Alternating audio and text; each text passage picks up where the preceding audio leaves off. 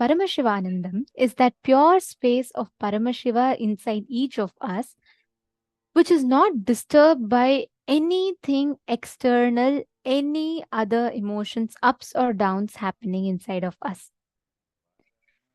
And that is what Paramashivanandam represents.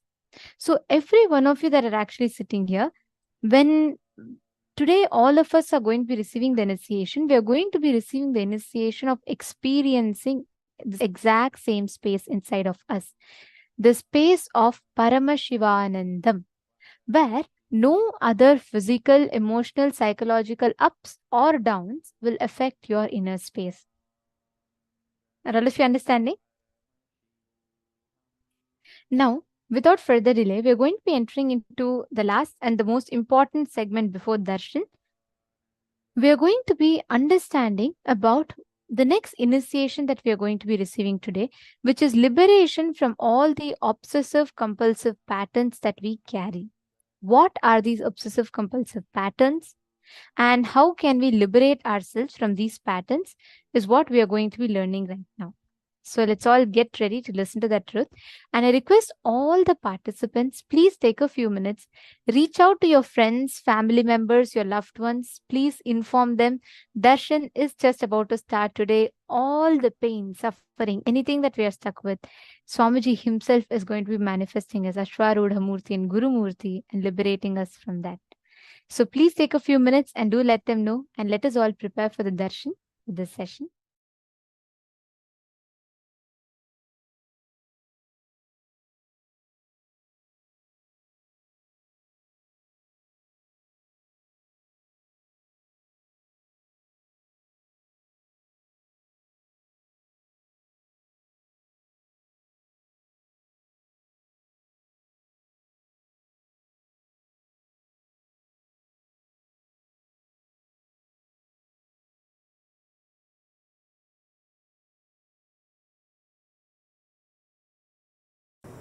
If you see a snake and become powerless, shaken, it is fear. If you are thinking any time snake may come, anywhere, and what will happen to you, it is phobia. I can give you one more example for phobia. Even the iPad screen or the cell phone screen, touch screen, if there is a snake photo, you will not touch. You will not put your finger near the mouth. How many of you have this? That is phobia. Understand, that is not fear. It's not going to come out of the iPad and hit you. Listen.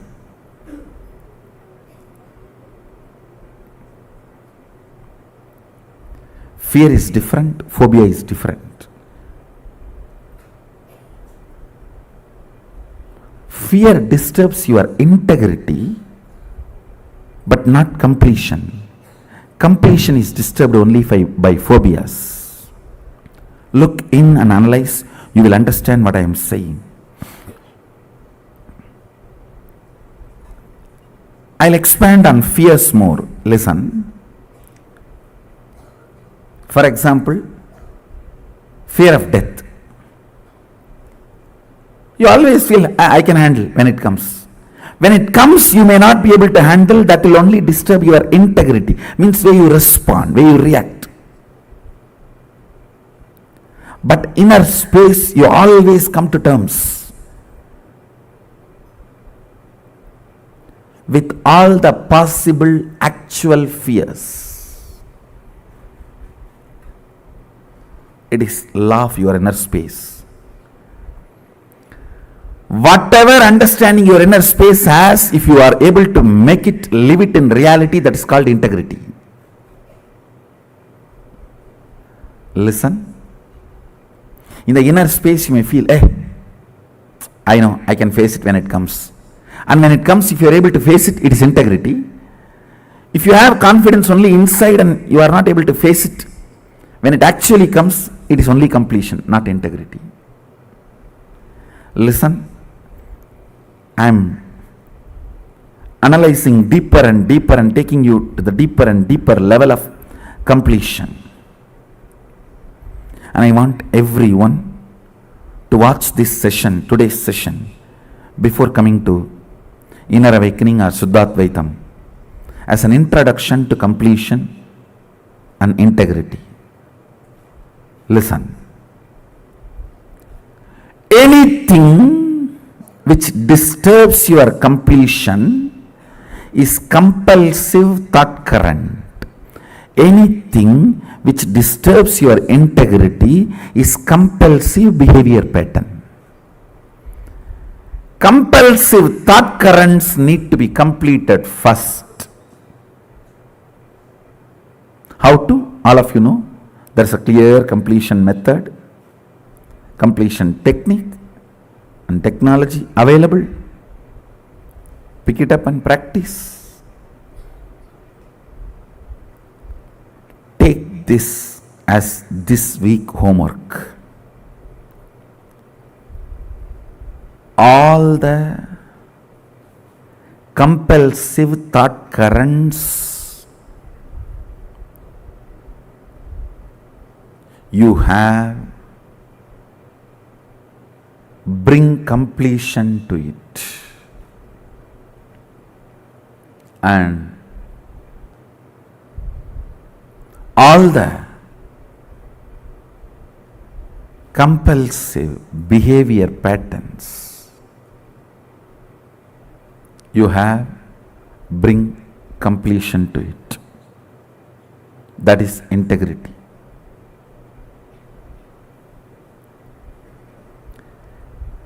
It can be as simple as you have to have a cup of coffee before going to your washroom in the morning, or as complicated as deep violence mixed even in your romance, in your love. Look in. That is the most complicated, compulsive thought current.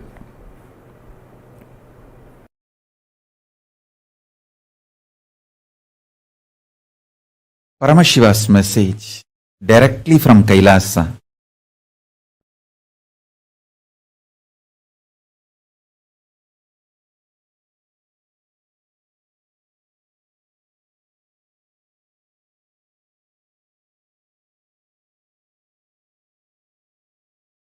Liberating yourself from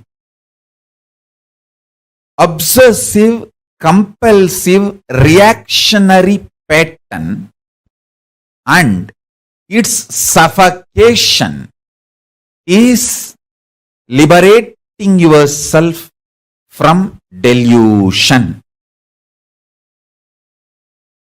Listen.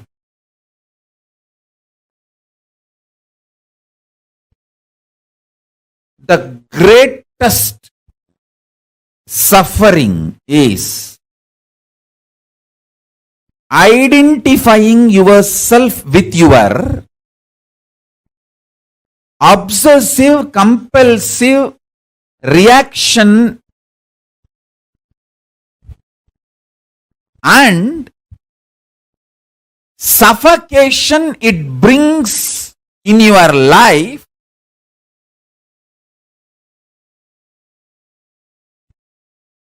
as you. I'll repeat.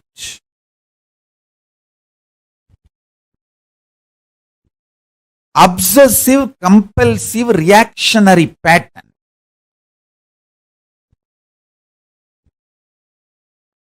You identify yourself with that pattern and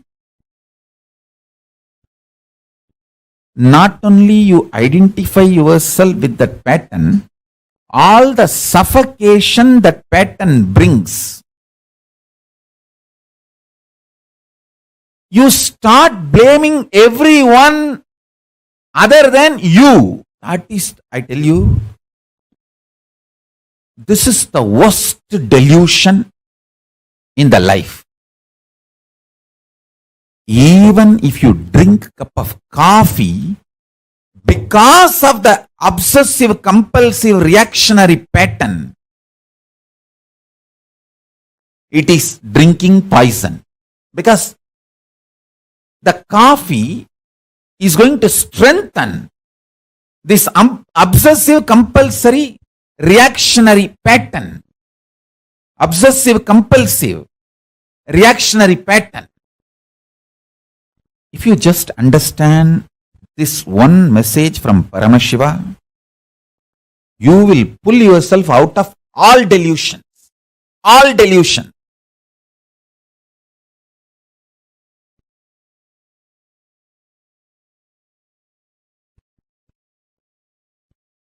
This obsessive, compulsive, reactionary pattern, you strongly feeling that pattern is you, and all the suffocation comes with that pattern, you start blaming everyone around you,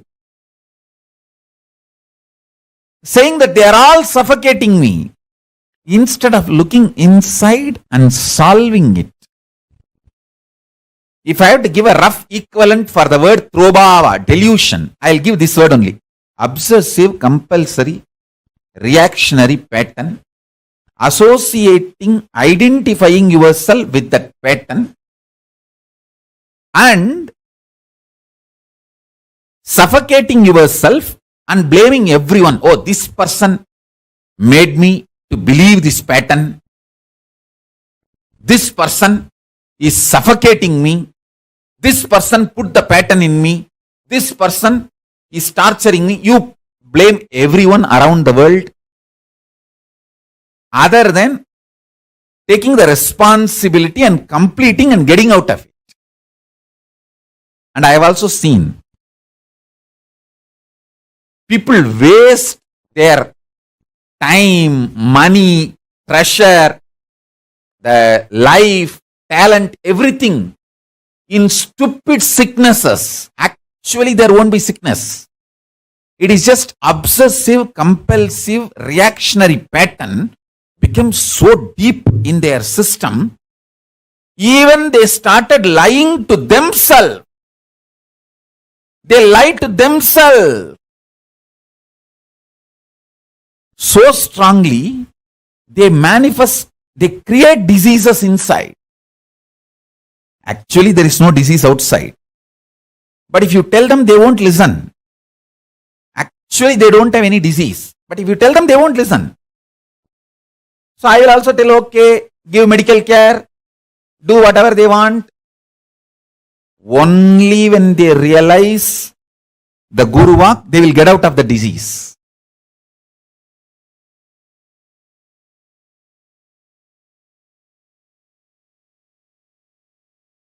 I tell you, I have made thousands of people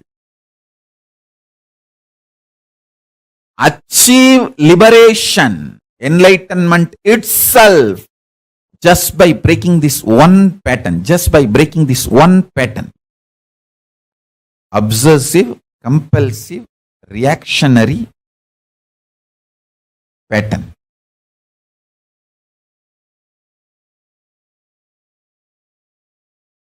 Now listen deeply.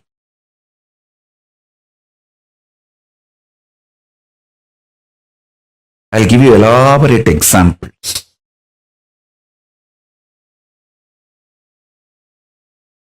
Whole Hinduism is focused on human beings experiencing conscious sovereignty.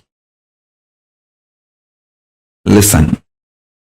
Fundamentally, mind binds you, chains you through patterns, obsessive, compulsive, reactionary behavior patterns, many other bondages, illusions, delusions. Mind binds you, chains you. It takes away the conscious sovereignty of the human being, and it takes away the best way the human beings can exist naturally. dharmically,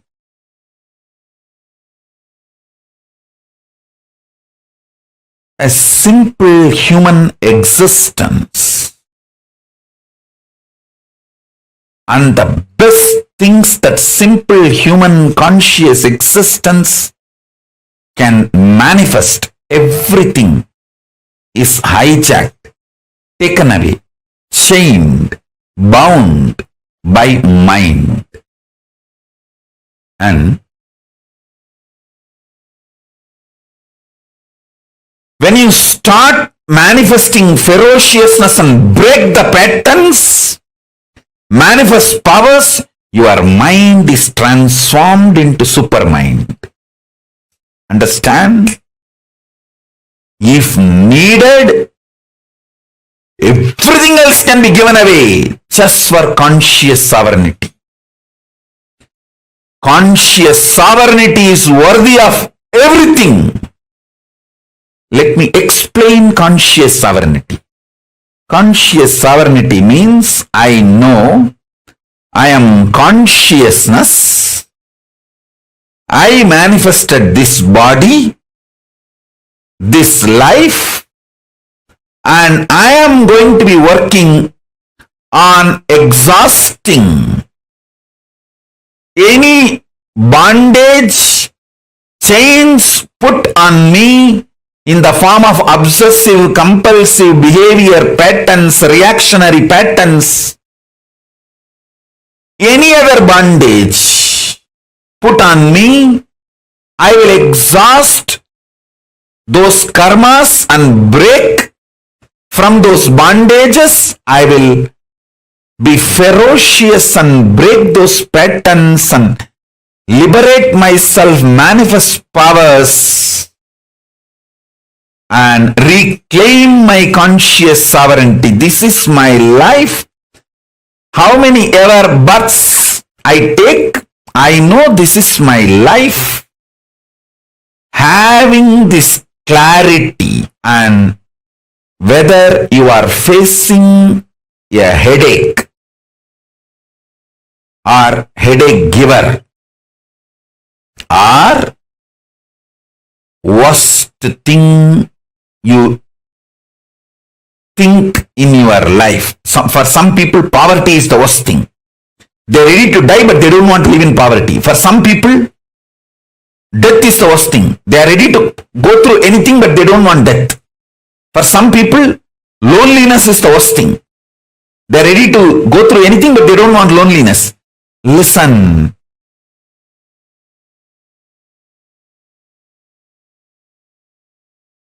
Nothing is worst in your life other than losing conscious sovereignty. Even in the worst situations, if you make strategies, decisions from your conscious sovereignty, you already started living enlightenment. Conscious sovereignty is too important. Don't lose that.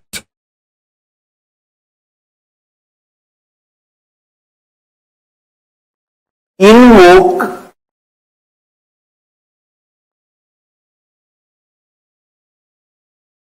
cosmic being in your identity.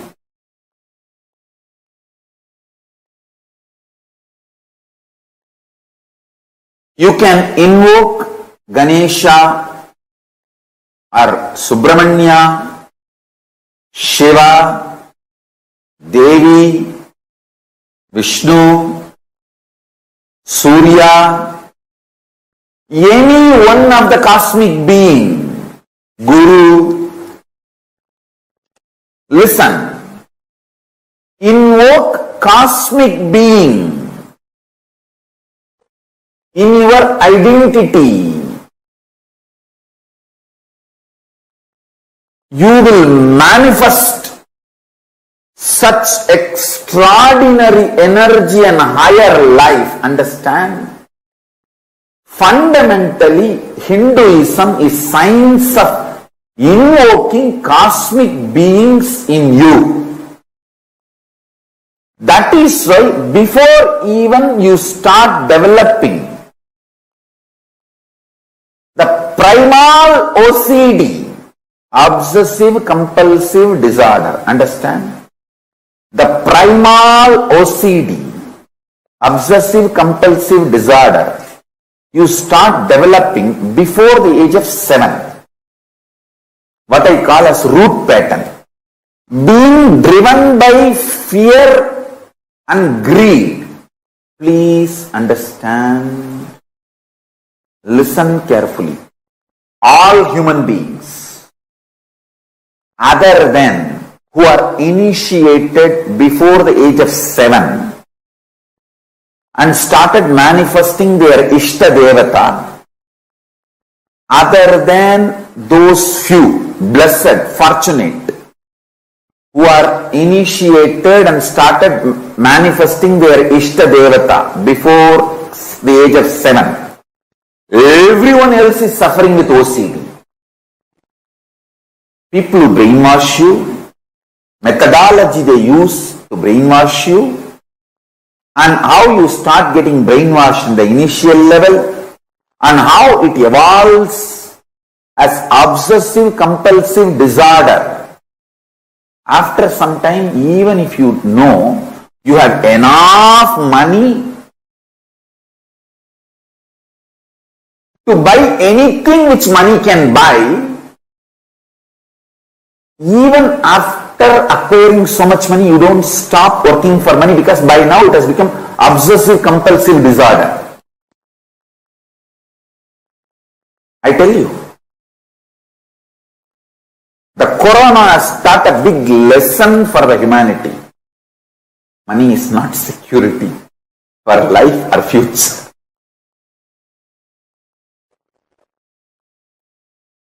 I wanted to tell every human being, consciousness, rich consciousness is the most powerful security.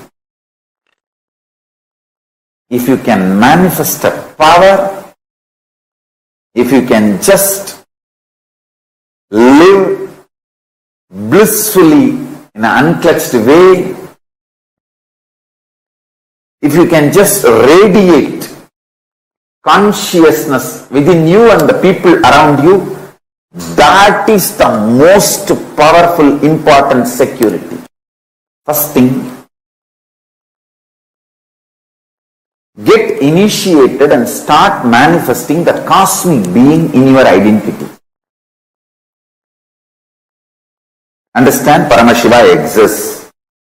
He is a living being, all powerful, all knowing, who just creates, maintains, destroys, rejuvenates, puts in delusion, pulls out of delusion, liberates.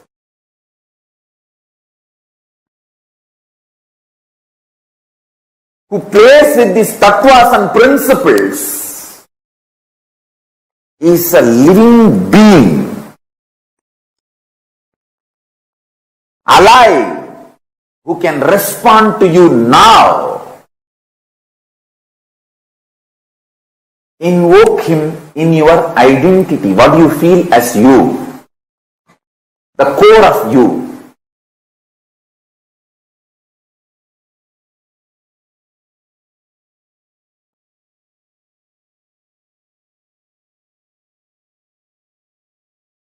Listen.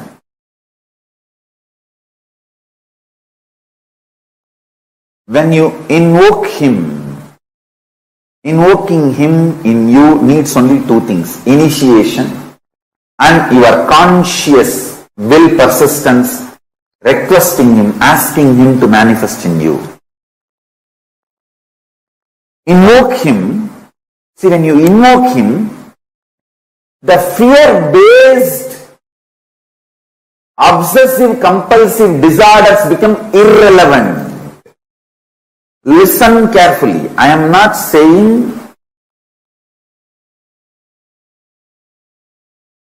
Don't go for job. I am not saying don't make money. No.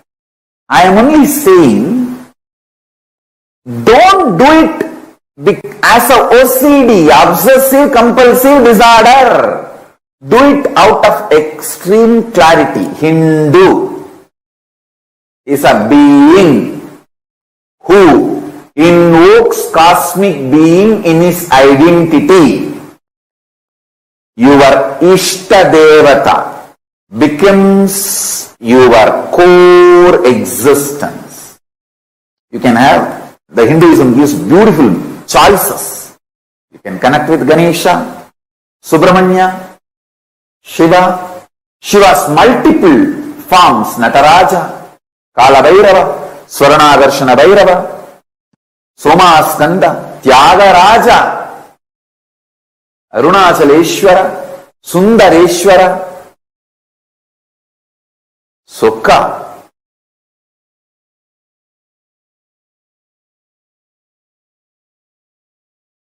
Different forms of Paramashiva, Dakshinamurti, Veerabhadra. Different forms you can connect. Parashakti, Vishnu, Krishna, Rama, Hanuman, Surya. You can choose your Ishta Devata in Hindu tradition. Understand, invoke the Ishta Devata in your identity. Morning when you wake up, your waking up should not be obsessive compulsive disorder, OCD, no.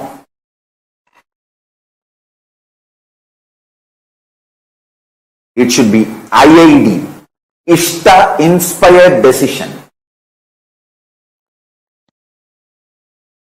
Not OCD, but IID. Ishta inspired decision. Use this word. Ishta inspired decision. IID, not OCD. I tell you. When you react based on OCD,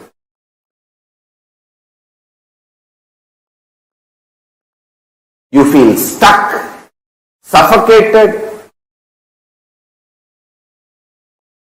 You don't know how to do, what to do, and finally end up in literally depression, frustration, living dead or suicide itself. All the problems of the human life, all the sufferings and pains humanity is going through, the source is OCD you started developing from your root pattern.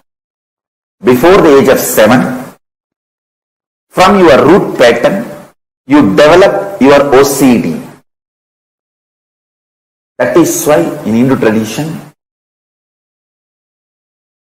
as early as possible, the child should be initiated and it should start manifesting Ishta Devata. Ishta Devata inspired, Ishta Devata mantra, Ishta Devata manifesting in its being. See, for example, morning, the moment I became aware of this world, the first thing is Paramashiva manifesting. There is no OCD for me to jump out of bed. No fear or greed or OCD to jump out of bed. Paramashiva is manifesting. Come on. Now Paramashiva will do his work. Understand,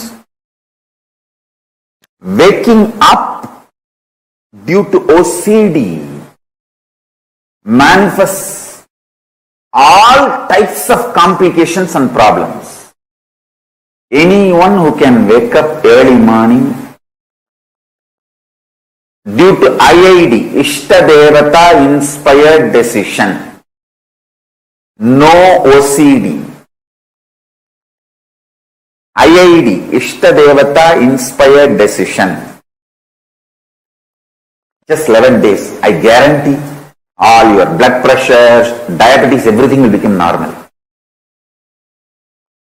Ganapati is real.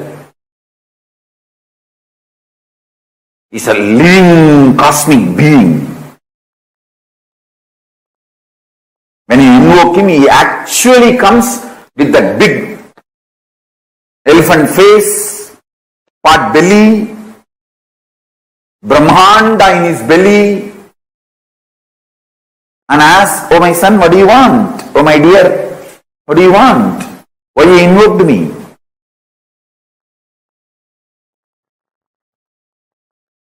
They are all really, really real. Don't think they are just some principle painting done by some rishi to explain certain concept and principle. They are all real beings, cosmic beings.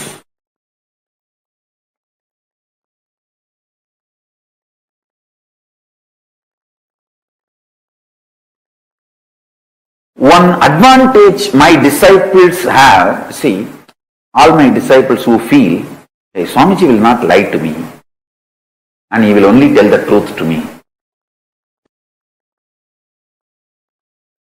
For you guys who have that feeling, hey, Swamiji will tell only truth to me, he will not lie to me. The biggest advantage you have is your being immediately connects with that consciousness, with that beings. Your identity opens with them because your identity is convinced that Swamiji told Ganesha is real, he is real. Swamiji told Kalbhairava is real, he is real. Swamiji told Paramashiva is real, he is real. That is the way actually initiation happens.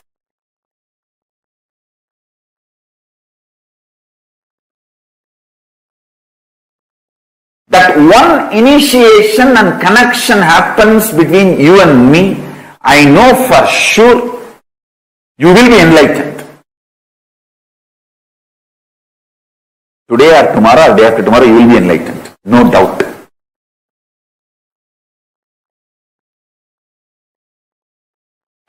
All your lifestyle can be moved away from OCD to IID. I tell you,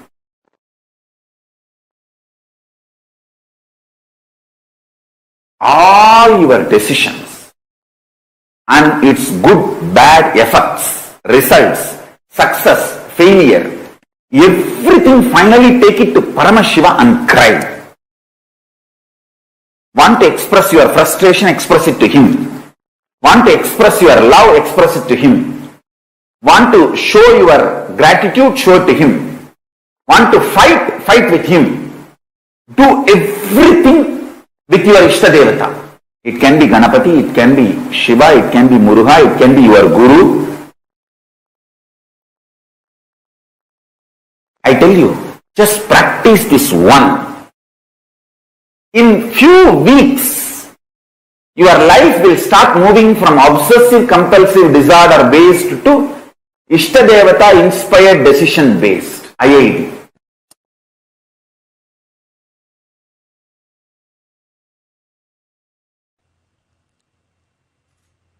Ferociously, not softly, not politely, not mildly, but ferociously breaking the obsessive, compulsive, reactionary patterns is power manifestation.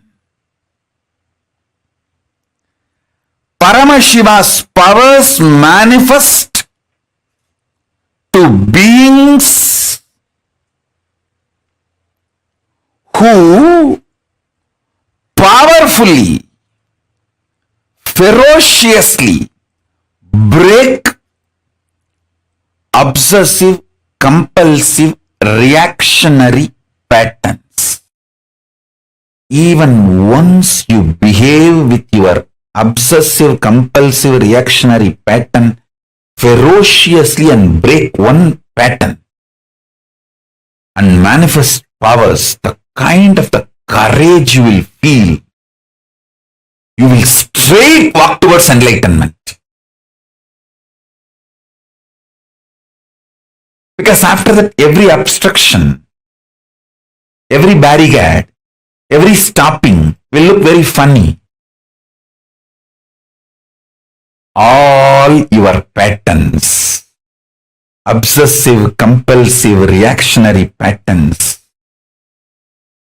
are not worthy. Life, Paramashiva's powers are only worthy to manifest, celebrate, enjoy. Listen carefully. Listen intensely.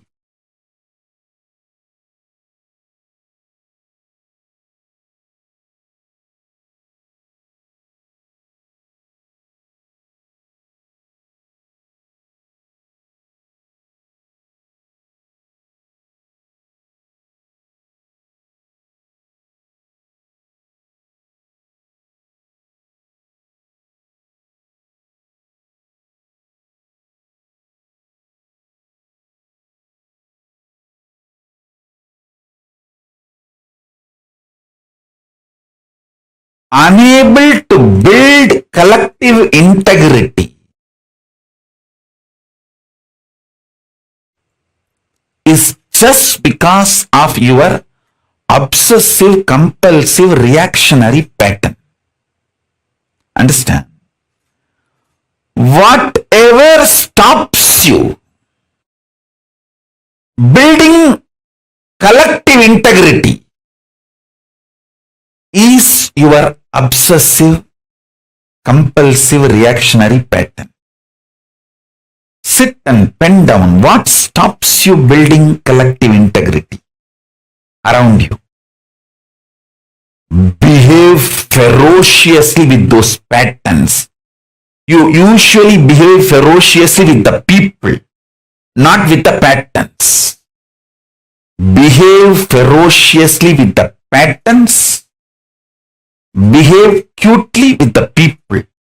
You do opposite. You behave ferociously with people and behave very cutely with your patterns. Every time you behave ferociously with your patterns and break, you manifest at least one power of Paramashiva. Listen. To behave ferociously with your pattern, you don't need anything other than feeling connection or trust on me,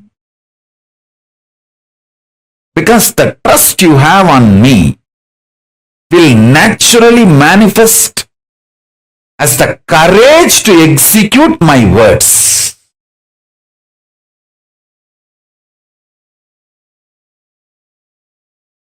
That is the way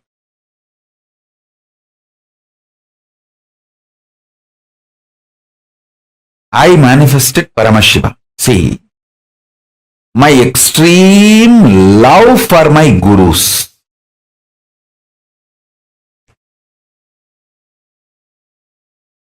my extreme love for my gurus.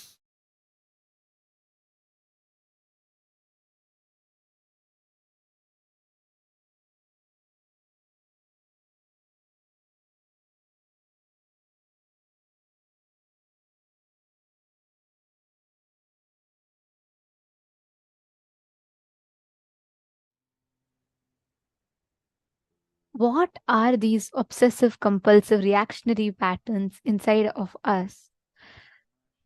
Every one of us carry these OCDs which stops us from experiencing the collective integrity. Swamiji said, right, even the biggest of obsessive compulsive reactionary patterns can be broken with just simple feeling connection. See, these obsessive compulsive patterns are something that we have, which at some point beyond our control, we just go ahead and we keep repeating that same thing again and again, more like an addiction. And Swamiji so beautifully um explain the whole thing to us, how we can liberate ourselves from these OCDs and instead replace them with IIDs, Ishta inspired decisions. There's a very beautiful happening from Swamiji's life. When Swamiji was just about 9-year-old, right? Swamiji was walking around and, like, as all of you might have heard tons of times, from a very young age, Swamiji was like very clear. The way Swamiji was not like any other normal child would do. He didn't spend time playing with toy cars and all of that. Swamiji would always spend time with sadhus, walking around the Arunachala hill and in the temple. So once Swamiji had heard Annamalai Swamigal. And Swamiji Annamalai Swamigal used to be a huge inspiration. One of Swamiji's gurus, Annamalai Swamigal, Bhagavan Ramana Maharshi's direct disciple. And Swamiji used to always say, how will Annamalai Swamigal do it? I should also do it the same way. How will Annamalai Swamigal behave? I'll also behave the same way. How will Annamalai Swamigal respond? Will he have will he have pain? No, then I'll also not have pain. Swamiji said he used to always take all the decisions, actions, responses to life, everything in that. Okay. So imagine one day Swamiji was walking around the Arunachala hill night all by himself, just a 9-year-old boy. And Swamiji is doing the circumambulation of Arunachala hill, the birthplace of Swamiji, the spiritual capital of the world. So when Swamiji was walking around the Arunachala hill, it happens to be like late in the night, dark night, and Swamiji is walking all by himself. And on the way, Swamiji is having to cross a graveyard, right? It is raining quite heavily. And right in front of Swamiji is absolute like an abyss of darkness. There's nothing else other than darkness. And Swamiji was walking by himself. And this is in what, 1980s time, right? And in between, because of the rain, there were a pack of hyenas that were eating the dead bodies. Just, I can't even, like, even now, for me to visualize, to tell this, it terrifies me. But imagine just a 9-year-old boy, and he's walking all by himself, and Swamiji sees a pack of hyenas. And because of the rain, one dead body had washed up, and these hyenas are eating it. What would have happened to us? Probably we would have screamed, we would have been, just shocked in fear, we would have just frozen, we would have done like all sorts of things, right? Many of us just fainted and collapsed there. You know what Swamiji did? Very beautifully, Swamiji describes that moment. Swamiji saw the fear started bubbling in Swamiji, but even before body could process something called fear, Swamiji's integrity was so powerful. Swamiji didn't even get agitated or triggered. Like, means he didn't even react to the scene. Like, imagine such a scary scene. And there's like hyenas, and he's just a 9-year-old boy all by himself. You know what Swamiji did? Swamiji just looked straight, and Swamiji asked to himself, how will Annamalai Swamigal behave? Will he have fear? No, he will not. Then I will also not have fear. And Swamiji beautifully says, it was such a strong decision in Swamiji. Swamiji, even before the body could process something called fear, the fear died down. And after that, Swamiji never had any kind of fear in his life ever. That moment, out of the blue, from somewhere, someone appeared with a stick and chased all the hyenas away. And Swamiji absolutely had no fear. And Swamiji continued to do his whole Girivalam, went all by himself and completed it. That is Ishta inspired decision, where your patterns don't stop you. Of course, Swamiji is Paramashiva, he does not have patterns, but even then, a 9-year-old boy still in a human body, the chemical processing will be happening, the hormonal reactions will be happening in the body. Moreover, like Masusan is saying, I would have just been sick even just seeing that. Now imagine just a 9-year-old boy. But Swamiji did not, even before that body could respond with this hormonal surge of fear, Swamiji was so clear in his consciousness, his automated response was, how will Annamalai Swamigal behave? Will he have fear? No. Then let me just walk. That decision was so ferocious, so strong, that even fear, the hormones could not affect. There was nothing, there was no reaction, there was nothing happening in Swamiji's system. That is the power of Ishta inspired decision. Catching it? Are you all getting it? Yes, so many of you putting wow. Actually, this is one of my most favorites to Leelas of Swamiji, because the way Swamiji just shows by example, right? If you see, so many times unconsciously in our lives, we build patterns, these OCDs that Swamiji was mentioning about, our compulsion to react to something a certain way, even before someone can say, let's say someone gives you some feedback about dress, just that is enough. They would have just told you this is nice and it can be more better, but even that can just trigger you off. For some people it's food, for some people it's relationships, for some people it's career, it's wealth. There's something or the other, but there is something that each of us carry inside of us. These are called the obsessive compulsive patterns in us. And those OCDs sit inside of us. And like Swamiji was saying, they completely disconnect you from being able to experience life, from being able to manifest life as you want. How many of you are understanding it?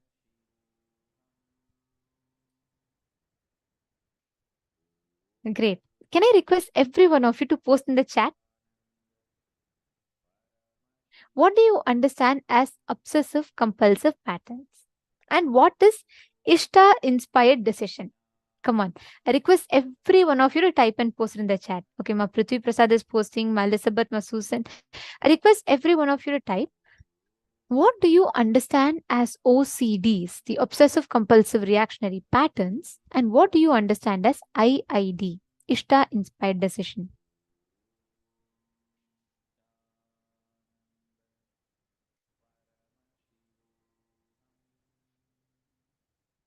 Come on, every one of you, please take a few minutes and post.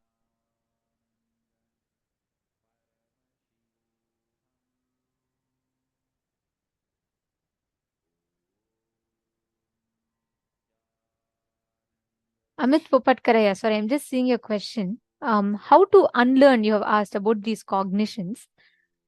When you constantly replace your powerless cognitions with Ishta inspired decisions, automatically the unlearning of the conditionings will happen and your body will replace them with the right powerful cognitions.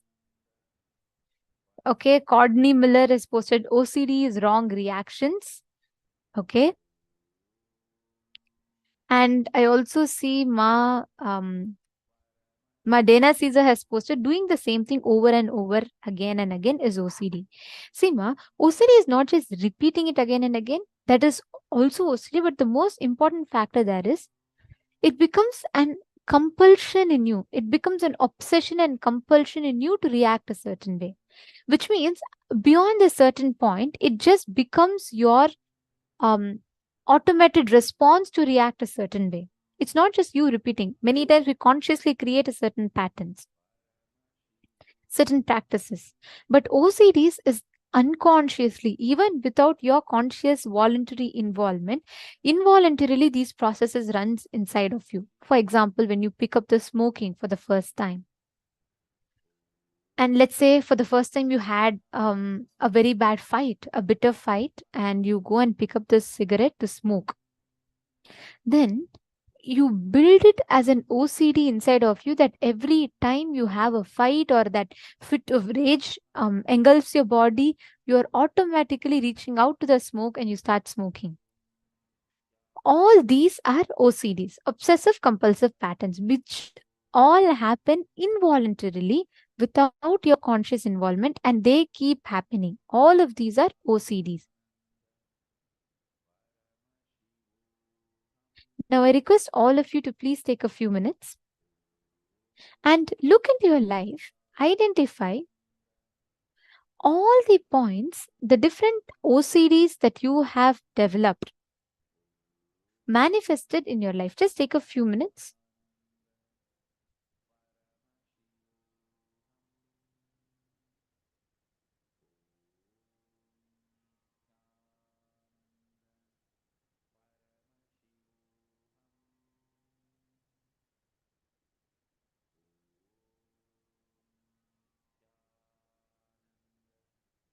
Pen down the top 5 obsessive compulsory reactionary patterns you strongly feel that the pattern is you, and going through all the suffocation that comes with that pattern. Write down all the obsessive compulsive reactionary patterns that you carry inside of you.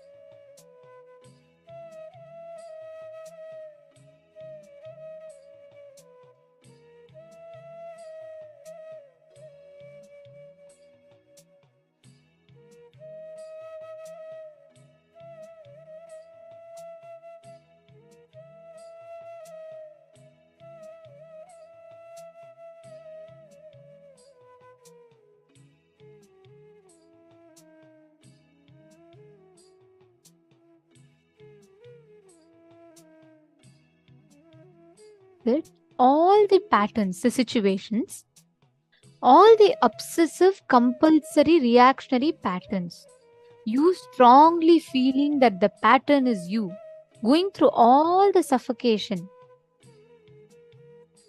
pen down all of that.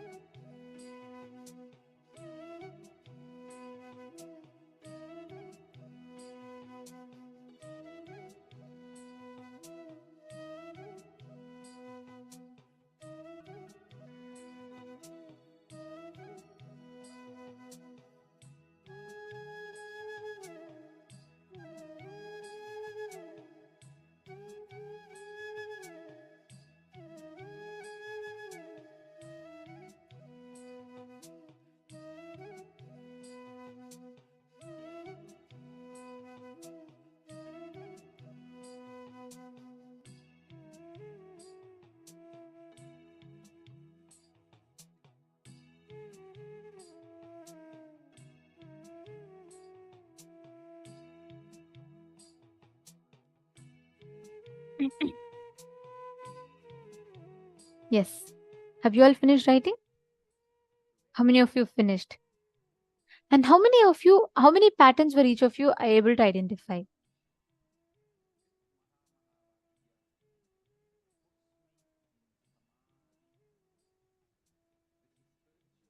Okay, 5 patterns. Okay, Majayanti has posted 5. The others?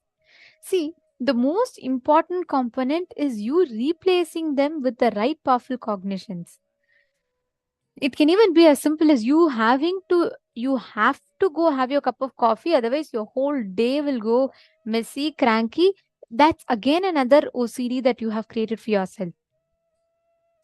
You have to go and have your morning newspaper. You have to go and read your morning newspaper. Without that, you cannot run your day. That is again another OCD that you create for yourself. Now, for each of these OCD that you have written down, replace it with an Ishta inspired decision. Means very simple. What is the right powerful cognition you're going to replace it with every single time that you fall into that struggle again and again? Take a few minutes, mark another column. So you all wrote in one column of OCDs. Now write another column of all the Ishta inspired decisions based on which you're going to be taking actions. It can be even something as simple as every morning, instead of having coffee, you're just going to chant Mahavakya and drink Jala Ushada. Start with that. Very simple. Ishta inspired decisions. Just using the power of Guru Vak, the power of what Swamiji told. Just following, it is my Guru Vak to have this. Let me just go do it. If you just stick to that, many of the OCDs will simply break. You will not even need to, that's what Swamiji said, right? One of the most powerful ways to break free from OCDs is just liberate yourself with feeling connection. That's all you need to do. Take another, I'll give you all 5 minutes because many of you requested time that you had not finished writing. Plus, for all of you to write down the Ishta inspired decision, I'll give you all few minutes. Okay, exactly 5 minutes from now. Let's make it fast because we still have a lot of important cognitions to learn and prepare for the darshan. So we request every one of you to write it. Make another column, mark and write down all the Ishta inspired decisions that you're going to replace it with. Let us start.